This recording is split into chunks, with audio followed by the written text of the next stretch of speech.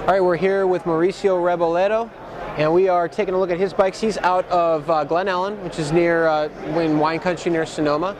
And Mauricio, what did you bring to the show today? I brought two of my personal bikes. This is one of the first track bikes that I ever made, that I made for myself and brought to the show several years ago. But it's a bike that I've been riding up at the Velodrome in San Jose, up at Hellier. Cool. And it was just, I mean, I'm really inspired by bikes from the 60s and 70s and a lot of the old Italian, road racing bikes and that style and aesthetic of bike. But that's something I really kind of wanted to emulate with this bike and make something that's specifically for the track, but still kind of, understated and elegant. And I wanted to have it here at this show as kind of a comparison with a bike that I'd made a few months ago, and look at some of the things that I'm doing differently now to show kind of some of the progression and some of the different ways I make the forks now and how I rake the blades and how I do the dropouts, and just kind of show some of the history, even though it's only been about 4 years, to show. And this is a newer bike? Yeah, this is a newer bike that I finished at the end of last year.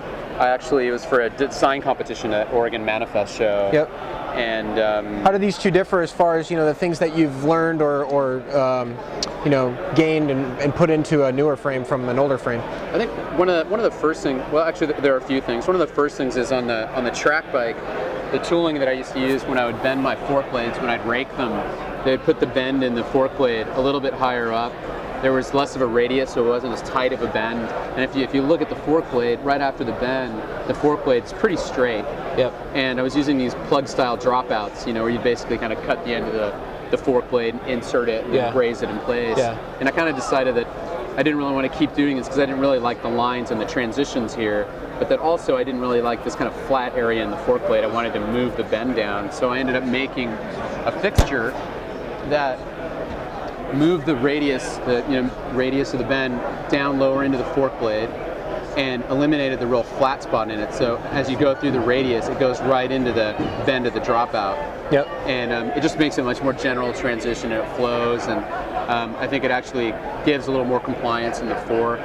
And now all the dropouts are actually, the blades are slotted and they're braced in place. Mm-hmm. And the rear dropouts are done a little bit differently now too.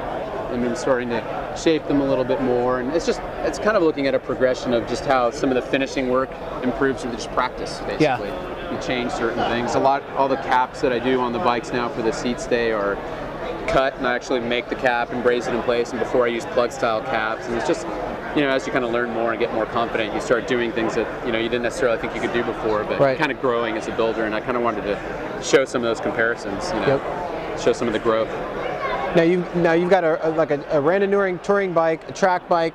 What other kind of styles of bikes do you make?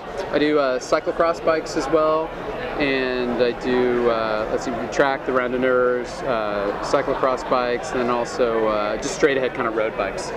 Where you just no fenders, skinnier tires, kind of depending on what kind of riding you're going to do. But it's all lug steel. Lug steel. That's your specialty. Yeah, it's all lug steel. Mm-hmm. And how long have you been working with steel? I started under my own brand or my own name. I've been doing it for about 4 years now, but before that I spent 6 years with CSIP. Oh yeah. And that's where I learned the trade, basically working with Jay and Jeremy. Yep. And after working with those guys for about 6 years, I finally decided that what I wanted to do is really focus on lug steel bikes, which is what really kind of inspired me and excited me, and then I started to kind of branch off and leave them and start doing my own thing. Now you have, in your own personal collection, do you only ride Rebolledo bikes, or do you have some, other classics or anything that you ride? I don't have any classic bikes, except I have one bike that's not necessarily an inspirational piece, but it's a historical piece. My family's from Colombia in South America, and in the 1986 tour, my uncle, we wasn't in the tour, but he worked for the National Federation of Coffee Growers of Colombia, and they sponsored the Café de Colombia cycling team. And that year, Luis Herrera, one of the best Colombian climbers in the cycling history there, won the King of the Mountains competition. Mm-hmm. And when the bikes were brought back, they had a huge party and they raffled off the bikes to the employees of the Coffee Growers Federation. And my uncle won one of his bikes. Oh, wow. So I have this old Vitus. Wow. And it's this tiny bike. It's like a 50-centimeter bike, which I can't even ride because it's so small, but it's all these Mavic components, but it's just like this part of a really important cycling history to the people in Colombia and cycling in general. And I inherited this bike from my uncle when he passed away. So I have that bike, but I also have Kish titanium Oh, okay. single-speed mountain bike, and then Very cool. a CSIP geared mountain bike, because I don't make mountain bikes. Yep. So I did have some bikes from those guys and ride those. So I try and mix it up. Did you make some of the CSIP stuff when you were there, or did you? Yeah. You have some of the mountain bikes and the cross and road bikes? Yeah, I started out kind of like, doing the grunt work and reaming seat tubes and stuff like that. And then as I kind of went through, Jeremy taught me how to miter tubes and braze and do that. And then I started building all those bikes with him. Excellent. So, yeah. All right. But Mauricio Rebolledo, he's out of Glen Ellen, California. Thanks a lot. Right on. Appreciate it. Thanks a lot.